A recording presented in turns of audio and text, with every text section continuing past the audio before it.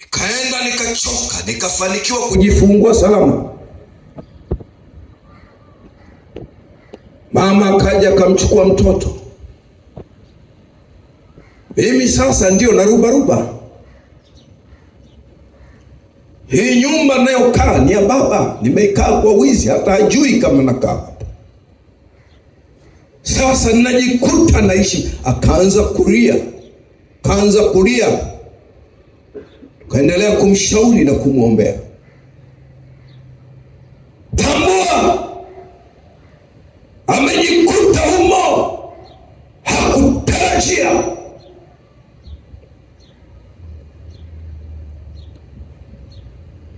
Nikarudisha reverse picha. Nilikuwa na marafiki zangu wakaniambia twende kutembea. Tukaenda kutembea usiku. Wakati tunarudi usiku wa manane, wakapita mahala, kumbe wanatengeneza kisanga kwenye maeneo yale. Kwenye miguu wamefunga matambala ili nyayo zisionekane. Kifata unashindwa kuelewa ni binadamu, ni mnyama, ni wa namna gani huyu. Sasa siko kwenye mipango ya visanga vyao, lakini mahala nilipo siwezi kuachana nao. Nikajikuta tungekamatwa usiku ule na mimi ningekuwa mmoja wao. Moyoni naomba Mungu ninusuru, nitoke hapa. Sijaokoka, ni mpagani, lakini tabia hizo sina. Ninusuru nitoke salama.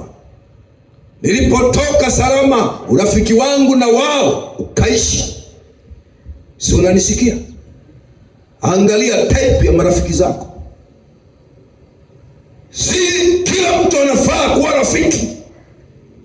Wengine watakuzamisha kwenye shimo ambalo huwezi kutoka. Tabaki unalia, lakini huko shimoni. Maisha yanawalazimisha watu, sema watu. Kwa hiyo sio kila mtu yuko hivyo. Bartimayo naye aliona hawezi kwenda shamba, hawezi kwenda kokote kule. Kazi rahisi anayeweza kufanya ni ya kuomba. Alikuwa naomba, lakini haipendi kazi hiyo. Nafikiri alikuwa nawaza, kama siku moja ningepewa kuona, singekuwa omba tena. Lakini alikuwa hana njia ya kupata kuona. Kaishi katika maisha hayo, miaka nenda miaka rudi. Leo tunaona Kariakoo vipofu wengi wanashikwa fimbo, labda na vitoto wanaongozwa. Wakifika pale wanaanza kuomba. Kazi ya kuomba haikuanza leo, tangia enzi za Biblia ilikuwepo. Siku moja sasa Yesu akaanza kupita katika maeneo yote aliyowatuma wanafunzi wawili wamtangulie kwenda. Alipopita katika maeneo ya Yeriko, watu wanaimba na kushangilia.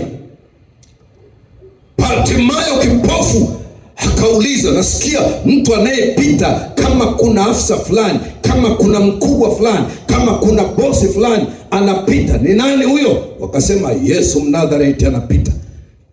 Mnasemaje? Tumekwambia na umesikia, tunakwambia ni Yesu Mnazareti anapita. Yesu. Bartimayo akasema, yule mtu niliyekuwa na mngoja muda mrefu, atakayemaliza mateso yangu, ndio huyo anapita. Leo siwezi kuachia.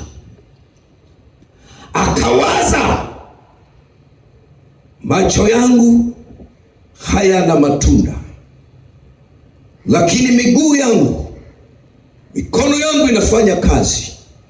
Lakini nikifosi miguu, naweza nikaanguka kwenye mtaro nikavunjika. Lakini mdomo unachanganya vizuri. Oh, haleluya! Nakwambia hivi, unaweza ukaona fursa fulani hailipi, lakini fursa fulani inalipa. Achana na hiyo isiyolipa, shikamana na inayolipa.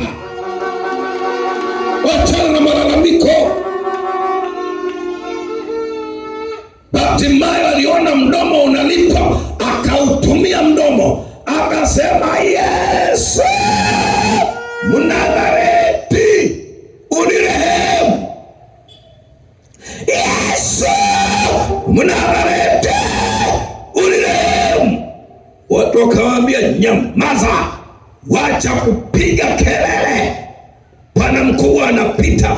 Machawa hawapo leo tu, hata enzi za Biblia machawa walikuwepo.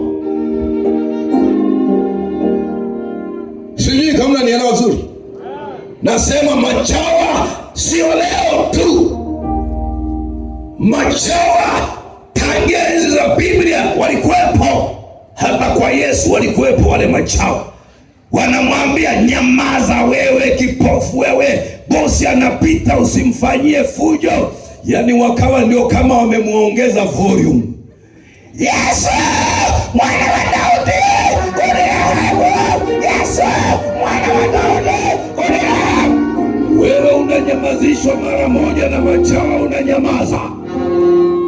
Tena machawa wanaokunyamazisha wana sio machawa wa Yesu, ni machawa wa Shetani. Wanakunyamazisha na wewe unanyamaza. Chawa anakunyamazisha, unanyamaza. Wewe karabo. Acha hizo. Hiyo sio dini yetu. Wewe ulishawahi kuona nani huko? Ukoo wetu wote ulishawahi kuona nani huko? Wataingiaje wakati ni wala nyama za watu? Wataingiaje wakati ni wauza bangi? Wataingiaje wakati ni maisha ya uchangu doa? Yesu anakutaka wewe uingie, uanze kuwachomoa mmoja mmoja, uanze kuwachomoa. Yesu anakutaka wewe kwanza, mzaliwa wa kwanza wa kiroho, unawe kwenye ukoo wewe wala nyama za watu, unawe kwenye ukoo wewe wa machangu doa, unawe kwenye ukoo wewe wa nyabongo, unawe kwenye ukoo wewe wavuta bangi.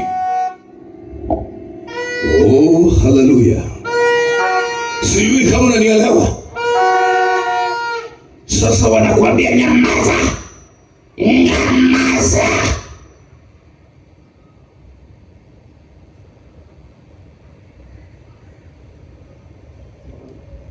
Mimi nilipookoka watu walifurahi sana. Nimeokoka. Walifurahi kwa sababu nilikuwa katili sana. Hawakufurahi tu nilikuwa katili. Sasa huu katili utaisha. Ukatili wangu ulikuwa mbaya.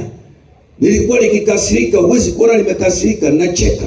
Ukiona nacheka ndio nimekasirika mpaka mwisho. Wewe unaona natabasamu na furahi, kumbe ni wakati wa kukushughulikia umefika. Ukiona nimenuna ujue niko kawaida tu, niko normal. Na hakuna mtu alikuwa na subutu kuongea na mimi. Hata nimeokoka, nimekaa miaka 15 kwenye uokovu, hakuna mtu anasubutu kuongea na mimi. Ibada ikisha nakaa peke yangu.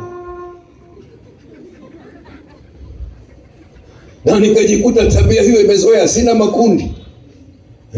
Kama huna stori za kueleweka, basi huwezi, kwa sababu utaongea na mimi maneno mangapi? Yataisha tu, maana sina mwendelezo.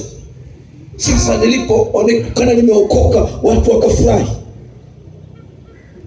Kweli ule ukatili ukaanza kudisapia. Lakini nilipoanza kumtumikia Mungu na kuachana na mambo fulani ambayo alikuwa anaingiza kipato na kufanya, kwanza wakasema huu lokole ni uenda wazimu. Kila mtu sasa hataki kuniona. Wajomba hawataki kuniona, baba zangu hawataki kuniona, mama zangu hawataki kuniona, ndugu zangu hawataki kuniona. Kila mtu anaponiona ni kunishambulia tu. Hakuna anayenibariki, kila mtu ananishambulia tu. Kila mtu ananishambulia. Kadini kawaenda wazimu. Umeshaehuka, uliko kwenye kadini kawaenda wazimu. Nikaona isiwe tabu, nikavuka mpaka nikakaa Kenya.